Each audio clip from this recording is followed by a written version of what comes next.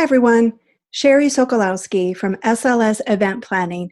Today, we're going to be talking about one particular hotel contract clause that I believe you should have in your contracts now and going forward.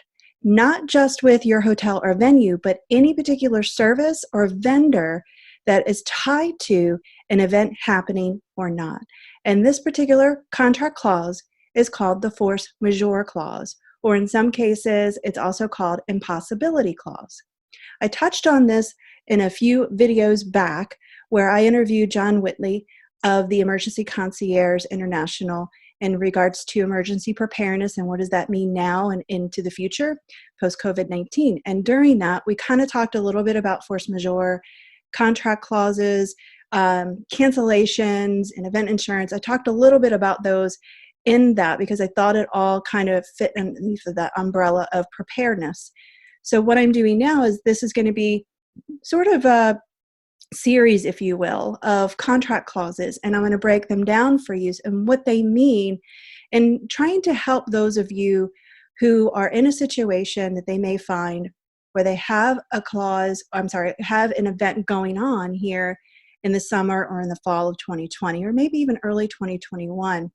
And you're not quite sure if it's happening yet or not, as well as preparing for a future event. I so much want people to be protected by this, especially now more than ever. Here's why. This force majeure clause, especially the one that I'm going to share with you that is my clause that I negotiate on behalf of my clients, has saved my clients thousands upon thousands of dollars because of the way mine is worded. You'll see in a few moments how detailed it is. And I'll also kind of break it down. I had run into an article where, and I'll share that link for you to go back to and look at it yourself, where they really broke the force majeure clause down into 3 components. And what does it exactly mean and why it's important? And when you understand this, you'll realize how important it is. You may think to yourself that I have a clause or I have a contract where that clause is not in there and it's okay. No, it's not, because if you don't have an impossibility or a force majeure clause in your contract, then the opposite is true. It means you don't have it in there to protect you.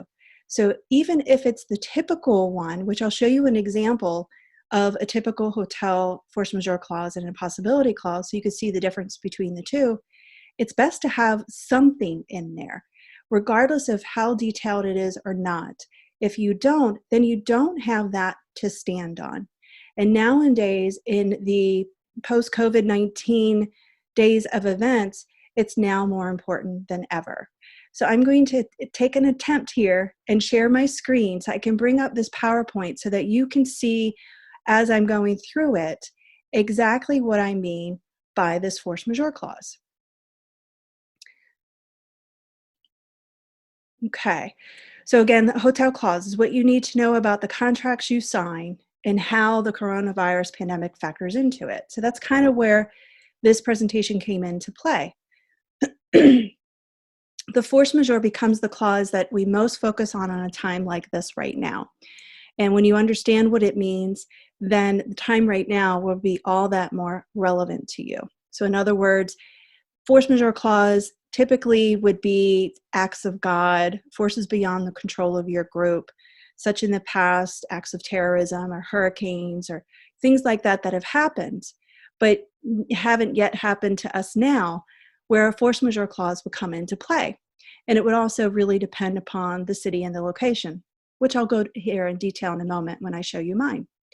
So how is this defined by the coronavirus pandemic?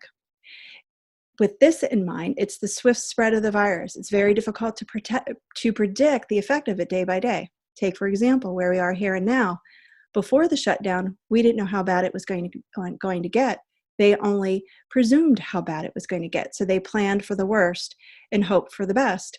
And we're seeing where the numbers are. So you just really, truly don't know. So having, again, a force majeure clause will help protect that. In fact, things were moving so full speed ahead without a watchful eye with a lot of people in the industry.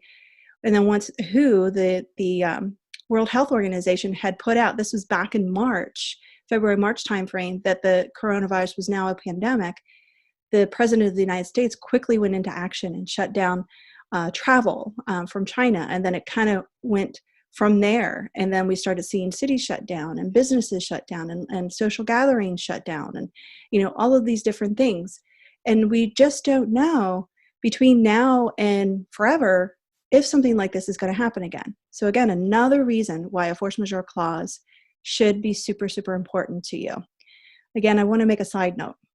Live events are not going anywhere.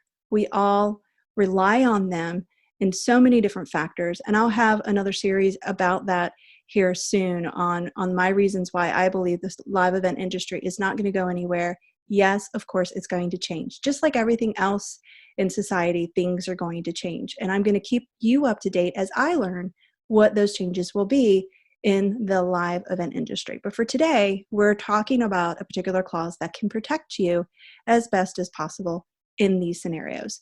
So breaking this down and to get a better understanding of what this clause means, as I said, I'm going to be breaking it down in 3 different components just so that you understand it, because I have had this past couple of months where the force majeure clause that I have in my client's contract, I share with them and I'm like, you're protected, you're good. We're like, but what does that mean exactly? So, it is kind of legally, I'm not an attorney and I'm not claiming to be, and I'm not giving you legal advice. I'm just giving you my point of view and my opinion based on my skill set and knowledge of the last 15 years. The first, most important, is naming the disasters. And I'm going to jump right over here in a moment to my force majeure clause, and so that you understand why naming the disasters is super important. Because it's really anything technically that lists all the bad things that could happen.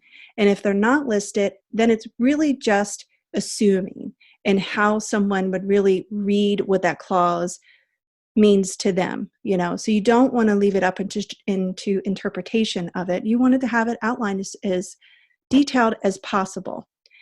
So I warned you, this is a full page. I don't even know how many lines this is. Just by the numbers, I have detailed it out by, in this case, 12 different disaster things that could happen. Starting with, of course, acts of God. Now, acts of God could be really anything, but I put it in there because that's typically what's noted. War, strikes, labor disputes at the hotel within that city. This particular one I have in quotes city, but what you need to make sure you put is the city that the event is being handled. So wherever your contract is being signed, put that city. I would not necessarily put the state because it could be specific to the city. I think, in my opinion, now you could have your own opinion on this. You might think state is best, but I think city is best because then it really touches in and hones in on where your event is happening. Because you might have a union strike happening in that city where your event is being held at, but not necessarily in the whole state. And it could be read into interpretation. So you really don't want to leave that door open. So I would always tend to lean towards putting the city of where you're signing and having the event at. And here, number 4 and 5 is something that I've always had in place. I always ask for everything that I possibly can ask for on behalf of my clients with a venue. 9 times out of 10, quite honestly, they'll accept all of this. Sometimes they'll adjust some of the areas that I'll explain here in a moment, but 9 times out of 10, they will accept this. And because it's kind of fair when you think about it, when you go through this. I don't know what it's going to look like post-COVID-19, if hotels are going to push back with this or not. I will let you know. Because right now I haven't been booking anything new because we just don't know yet when new events are going to start happening. But regardless of all that, number 4 says disease at the hotel or in that city. Examples are SARS and Legionnaires. Yes, of course, I added in COVID-19 into this.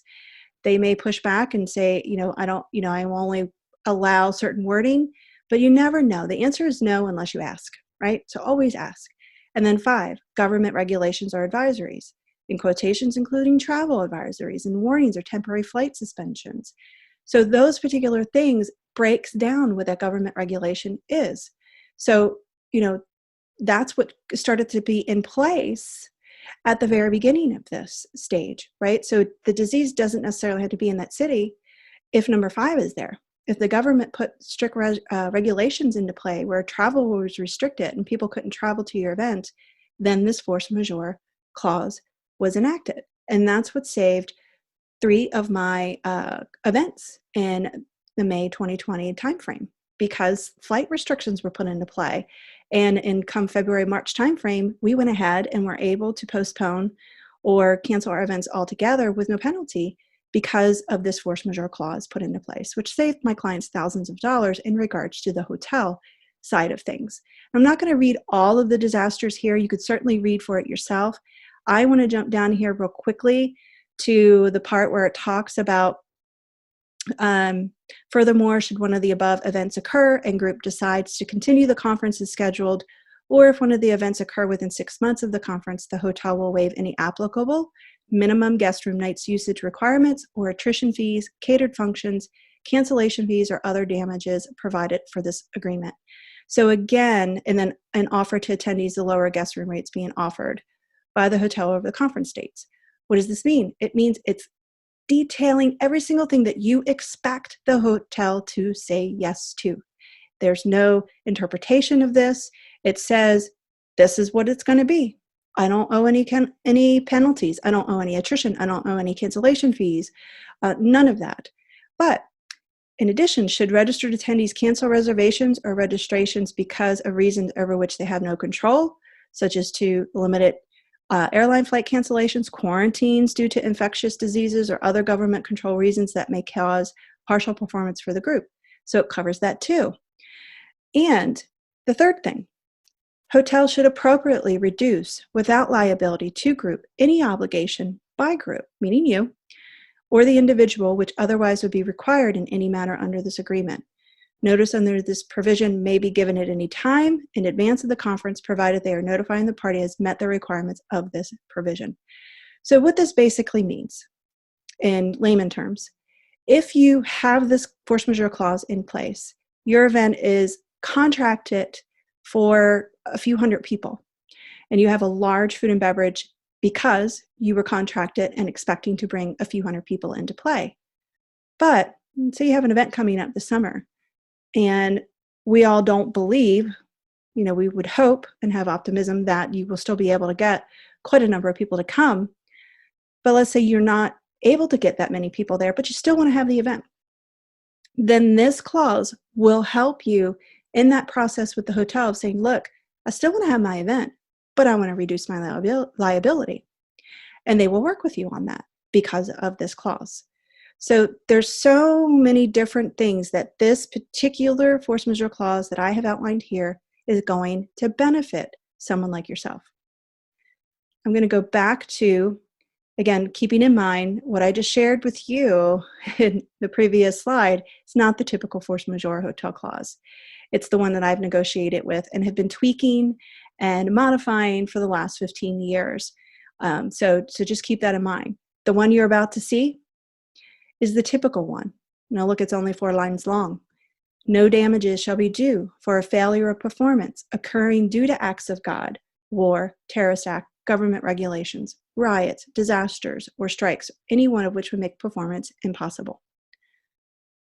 That may cover you. It would, let's just say this, back in February, March timeframe, when events were still kind of happening, no real big restrictions in certain cities had taken place yet, and let's say you had an event going on and you only had this force majeure clause in there. It's not detailed. It's listed. You have something there. You could probably push that the fact that there is government restrictions and regulations, that there is a disaster, you probably could push that. And you may need to get your lawyer involved to make it push if the hotel's pushing back. But when things started shutting down and hotels were not considered essential and they were closed down and social gatherings were restricted and you couldn't have them, then of course this would take place. So like I said in the beginning of this video, anything is better than nothing. So if at the very least you're able to negotiate something in your contracts, something like this is better than nothing, okay? Again, the other clause I was telling you about, impossibility. So if you don't see force majeure as the title of the clause, but you see another clause in there called impossibility, it's the same thing. Here's an example of that. And in my opinion, this one's better worded than the one prior to this. The performance of this agreement is subject to any circumstance making it illegal or impossible to provide or use the hotel facilities. And then it lists out the same exact things, except it has in here curtailment of transportation facilities. And then it says, the agreement may be terminated only for one of the above reasons by written notice from either hotel or group to the other within 10 days of learning of the basis for termination. So as you could see, this one's definitely better than the typical force majeure clause that a hotel would place. So if you were to say to me, Sherry, you know, what clause should I try to place in there? Of course, try for mine. But at the very least, have this one right here that's on our screen, the impossibility one, be your go-to, because it states making it illegal or impossible to provide the hotel facilities. And then it lists out the different disasters. And then it also says your agreement may be terminated. So it's just like marketing, right? It's talking about the pain. The pain is it's illegal and impossible, what those are in detail, and the call to action. The call to action is the agreement may be terminated. So you have an end, a middle, and a beginning, a middle, and an end. So this particular one is definitely better than the one prior, okay? So again, going through the breaking down of what force majeure or impossibility clause means, it's the standard, the second one, bullet point, is the standard of impact. This basically means that you have to prove that that particular event, which was the listed out of the names of the disasters, has a certain level of impact on your ability to perform the particular contract at hand. So if you think about this in layman terms, when I said it's better to have this with anything, a venue, a service, a vendor that has to do with your event, that's what I mean by this, the standard of impact that you have to prove in the case of what's happening right now has an impact on the ability to perform. So always make sure that there's a force majeure clauses in there, because, you know, audiovisual or photographer or, you know, anyone who's going to be taking part, like an event planner, taking part of the event itself, if there's no force majeure clause in there, then if they want to be a jerk about it, they can be a jerk about it. Say, well, I don't have a force majeure clause. You know, my standard is if they fall under the cancellation clause. Typically, cancellation clauses are penalties that you have to pay. So, you know, definitely have something like that in there to protect yourself. I've got one in mind that I sign in between me and my clients, so that if something happens. Now, again, relationships, which is another video that I have for you, is all about how can we work together. And the same thing goes, which I'll talk about here in a minute, the same thing goes with your venues. You know, they want the business. So you can definitely enforce your force majeure clause, get out of it with no penalty. But wouldn't it be better if you worked with them as a partner and say, look, I still want to work with you, but I can't work with you now because of the circumstances. And can I just move this out? Can we just rebook it for later down the road? Just take everything that we've negotiated, the concessions, the space, the rates, you know, the spend, all of that, and just put a new date on it. And they'll check their books. They'll pick a date that works for you and works for them and re-sign it. I guarantee you that they would rather do that with you. But if you're like, I'm not sure, and you want to implement the force majeure clause, then again, that's what it's here to serve for you.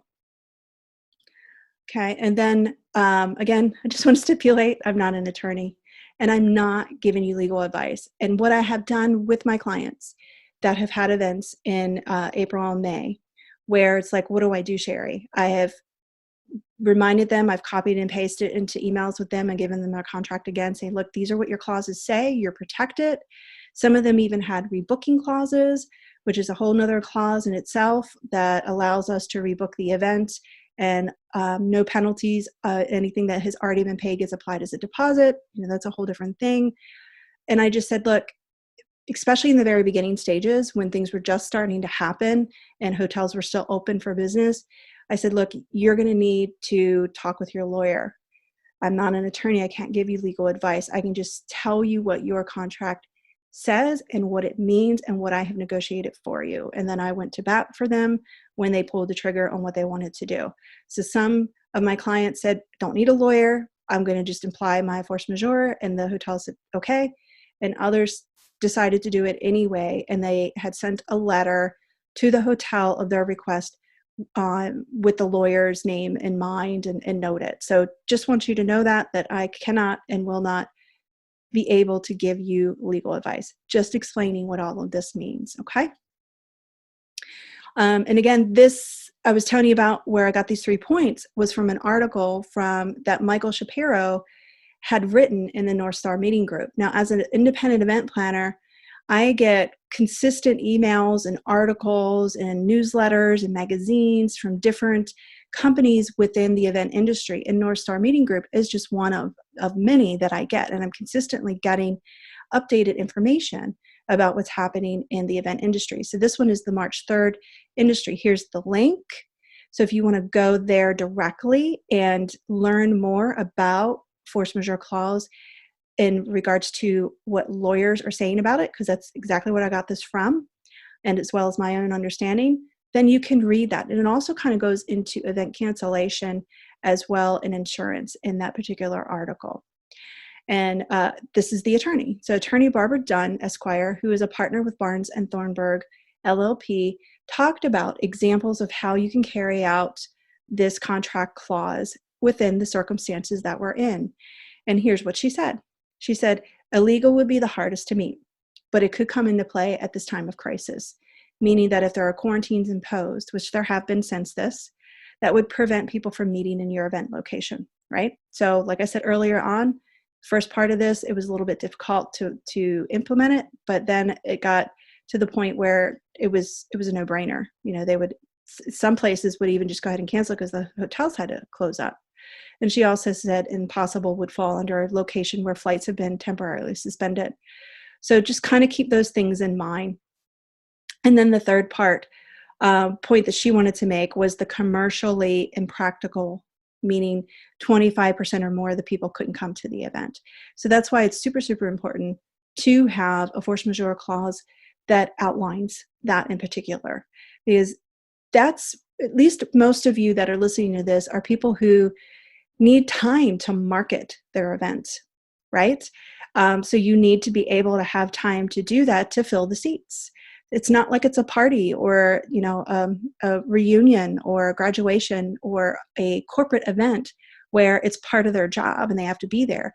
Most of you are digital marketers, entrepreneurs, small business owners who need to market the event and you need time to do so. So if you have a force majeure clause in there that says 25% or more of your people aren't able to come and it makes it commercially impracticable, then you have that to lean on as well. So keep that in mind going forward.